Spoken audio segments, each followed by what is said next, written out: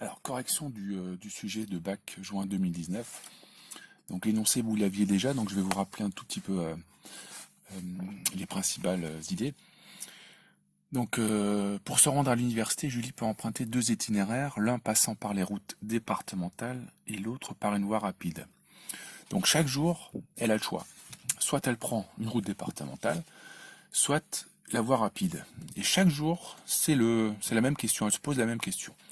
Donc, on doit faire un graphe probabiliste. Donc, un graphe probabiliste, c'est un graphe, bien sûr, donc, qui a des sommets. Donc, les sommets, c'est D et R, parce qu'il y a donc deux événements qui nous concernent dans cet exercice. Ensuite, il faut donc tracer les arêtes.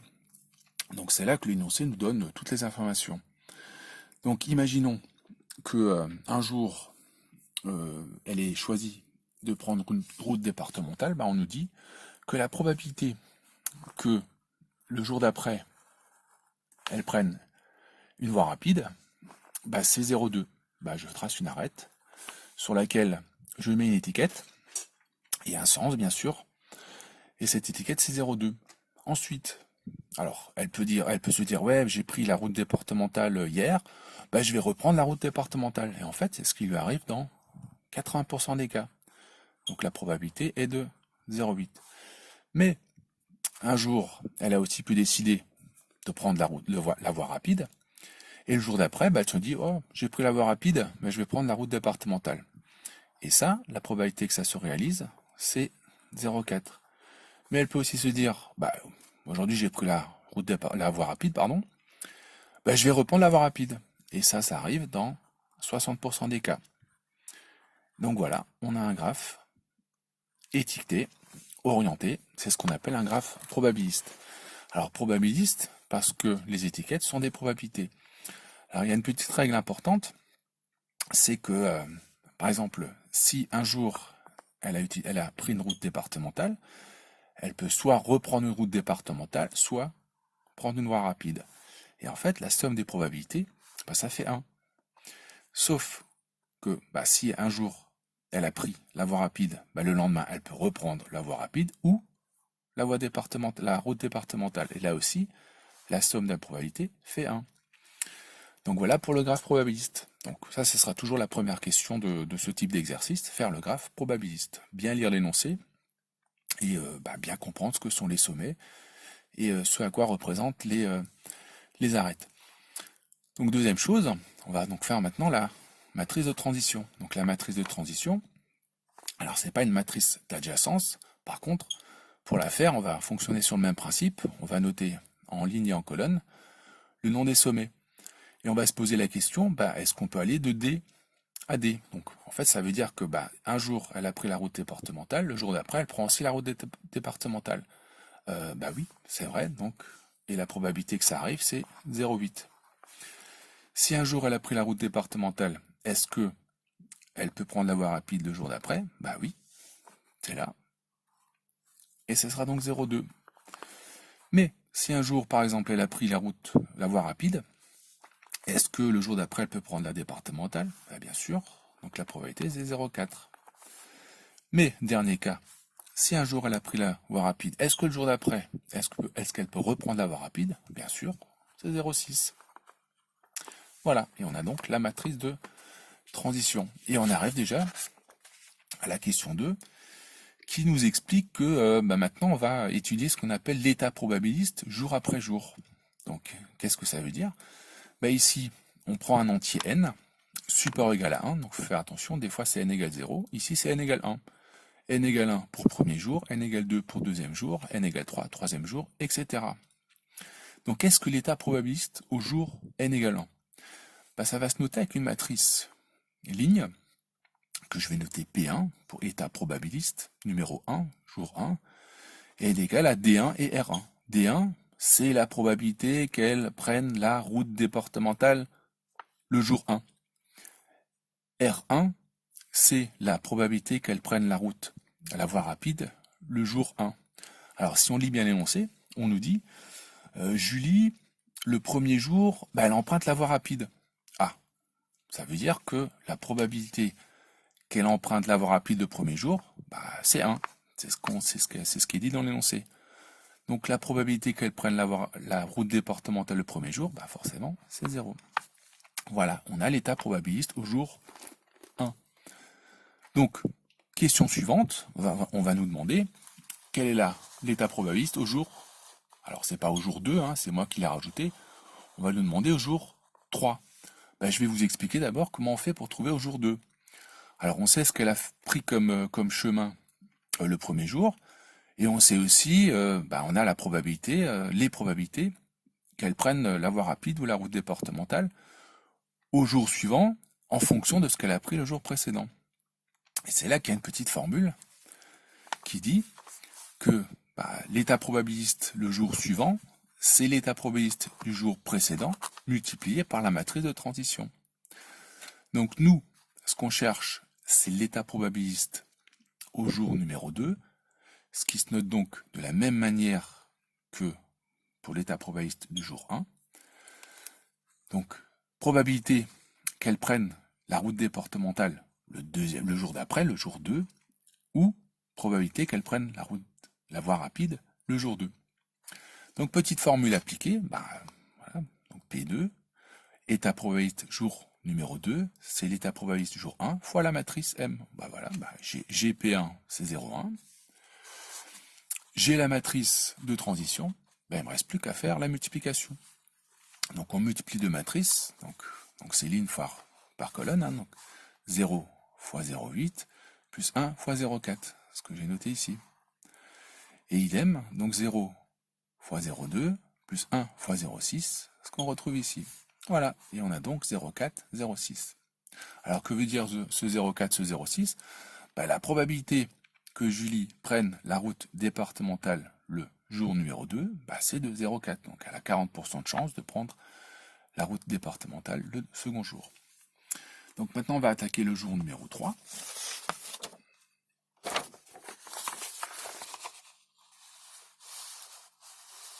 Alors, c'est pas jour numéro 2, hein, c'est jour numéro 3 ici. Même formule, hein. P3 égale P2 fois M. État probabiliste du jour numéro 3, c'est l'état probabiliste du jour numéro 2 fois la matrice de transition. Donc la formule, voilà, elle est là. Et en fait, ce qu'on reconnaît, c'est la formule des suites géométriques. Donc on pourrait se dire, s'il faut connaître le précédent pour trouver le suivant, ça va être un peu embêtant si on veut trouver l'état probabiliste au jour numéro 50. C'est comme pour les suites géométriques, on a une petite astuce, on a une petite formule. Donc la formule, Pn égale P1 fois M puissance n-1. Alors c'est puissance n-1 parce qu'on démarre au rang 1. Si on démarrait au rang 0, ce serait Pn égale P0 fois M puissance n. C'est exactement la même formule que les suites géométriques. Donc j'applique ma formule directe, hein. Donc P3, donc je prends ma formule directe, hein. Donc P3 c'est P1 fois M au carré. Donc ça je peux le faire soit à la main, hein. Je calcule M au carré, donc M fois M, donc M au carré c'est M fois M, mais moi je vous conseille de faire tout ça à la calculatrice, hein. Donc M carré, donc voilà ce que j'ai trouvé, et P1 fois M carré, je trouve 0,56 et 0,44. Et je l'avais fait directement à la calculatrice, 0,56, 0,44.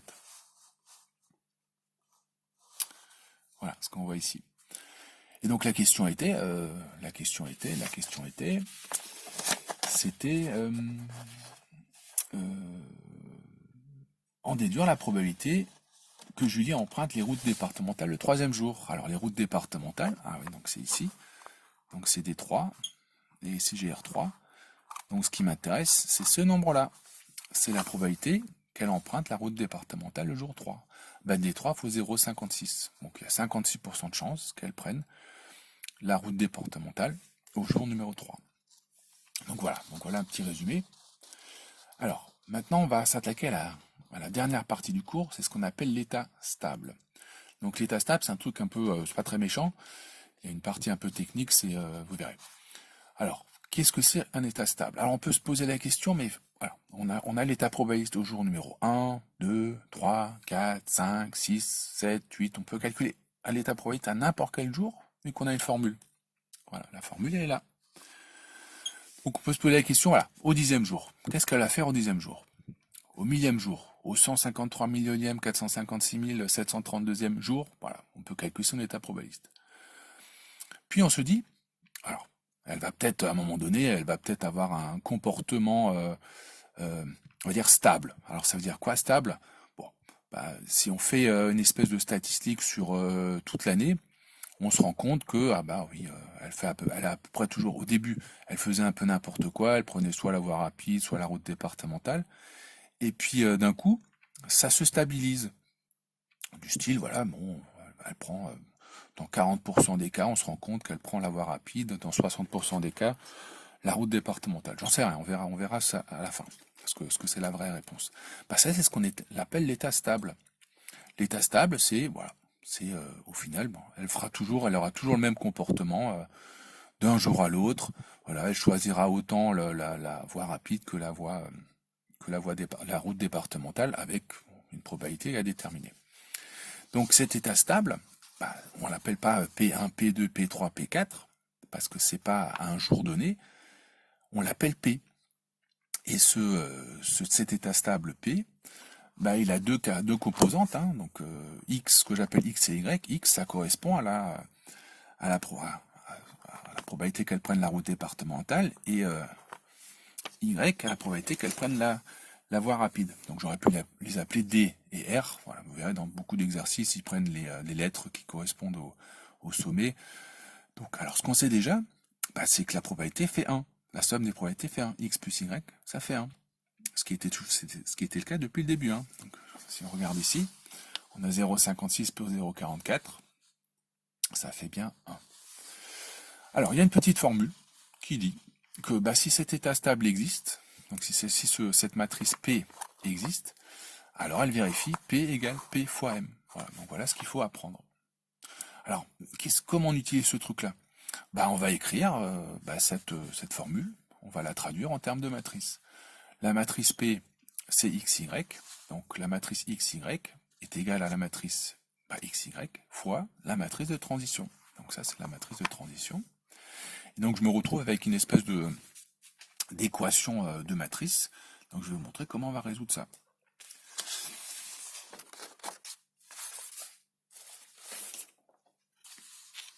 Donc ça continue ici. Donc ce que je vais faire maintenant, c'est je vais calculer le produit des deux matrices. Donc x, y fois la matrice de transition, donc toujours ligne fois colonne. Donc je l'ai fait, hein, donc x fois 0,8 plus y fois 0,4 et x fois 0,2 et y fois 0,6. Voilà, on trouve donc cette matrice ligne et on se rend compte qu'on a une matrice ligne égale à une autre matrice ligne. Ah bah forcément, ce coefficient doit être égal à celui-là. Ce que j'ai écrit ici, x égale 0,8x plus 0,4y. Et pareil pour l'autre, hein, donc y est égal à 0,2x plus 0,4y. Et j'ai donc ma deuxième ligne. Donc ce que je fais maintenant, je mets tous les x du même côté. Voilà, donc x moins 0,8x, voilà, ce qui est ici, égale 0,4y. Là, ce que je vais faire, je vais les mettre tous les y du même côté. Donc y moins 0,6y égale 0,2x. X moins 0,8x, 0,2x. Donc 0,2x égale 0,4y. Et pareil pour la deuxième, y moins 0,6y, 0,4y égale 0,2x. Et je me rends compte que c'est deux fois la même. Donc si c'est deux fois la même, il y en a une qui sert à rien. Mais le petit souci, c'est que j'ai deux inconnus, x et y. Mais pour trouver les deux solutions de cette équation, il me faudrait deux équations. Sauf que on sait quelque chose sur x et y. C'est que x plus y fait 1. Parce que je vous rappelle que la matrice, ce qu'on appelle l'état stable, c'est la matrice ligne qui s'écrit xy. Et x plus y, ça fait toujours 1.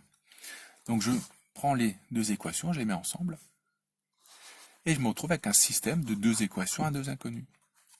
Et là, on retourne un tout petit peu en arrière. Hein. C'est des choses qu'on a étudiées un peu plus tôt que vous avez étudié un peu plus tôt dans votre scolarité. Donc, je vous rappelle la petite méthode. Alors, on cherche à trouver x et y. Alors, ce qu'on va faire, c'est qu'on va utiliser la méthode par substitution. Méthode par substitution. Alors, je vais isoler x, donc je prends x, et je vais faire que x soit tout seul. Donc x tout seul, ça veut dire que y, hop, je le passe dans l'autre membre. Donc x égale 1 moins y. Donc x est tout seul. Comme la méthode s'appelle substitution, je vais prendre ce x et je vais le substituer dans la première. Ça veut dire que quand je rencontre un x, je vais le remplacer par 1 moins y. Donc 0,2 fois 1 moins y égale 0,4 y. Je garde toujours encore la deuxième équation. Et je me rends compte que dans la première équation, il n'y a plus que des y. C'est parfait. Je vais sortir cette équation et je vais chercher y. Donc je prends cette équation, je la réécris, et je vais résoudre. Donc 0,2 fois 1, moins 0,2 fois y égale 0,4 y. Ok, je mets tous les y du même côté, 0,2 égale 0,4 y plus 0,2 y. Donc 0,2 égale 0,6 y. Voilà, j'ai y tout seul, enfin je vais avoir y tout seul. Donc je vais diviser des deux côtés par 0,6, donc 0,2 sur 0,6 égale y. Ça, y égale 2 sixièmes égale 1 tiers. Bon, je viens de trouver y. On va expliquer tout à l'heure ce que ça veut dire sur 1 tiers. Donc x égale 1 tiers. Et donc on termine une fois qu'on a trouvé y. On va chercher x. Alors on sait que x égale 1 moins y, parce que x plus y égale 1. Ça tombe bien. Y est égal à 1 tiers. Donc x égale 1 moins 1 tiers. Donc x égale, je mets tout au même dénominateur, 3 tiers moins 1 tiers. X égale 2 tiers. Je viens de trouver x, alors que j'avais déjà trouvé y. Je viens de trouver ce qu'on appelle l'état stable. L'état stable, ça sera donc cette matrice ligne. 2 tiers, 1 tiers. 2 tiers c'était x, et 1 tiers c'était y. Donc ça veut dire quoi? C'est l'état stable pour Julie. Ça veut dire que au final, si tous les jours elle prend sa voiture et prend soit une route départementale ou la voie rapide, on va se rendre compte que en faisant des statistiques sur une très longue période, que 2 tiers du temps, elle prendra une départementale et 1 tiers du temps, elle prendra une voie rapide. Voilà. Donc je vous ai mis d'autres exercices dans la partie cours avec d'autres vidéos, mais pas de moi, vous verrez une autre façon d'expliquer, et vous verrez que les exercices sont toujours sur le même principe. Alors la partie un peu difficile, c'est les systèmes. Comme on n'est pas trop habitué à résoudre des systèmes, vu que ça se fait en troisième, en seconde, on a un peu oublié. Donc l'idée c'est un peu de s'entraîner avec cette méthode par substitution. Voilà, bon courage à vous, à bientôt.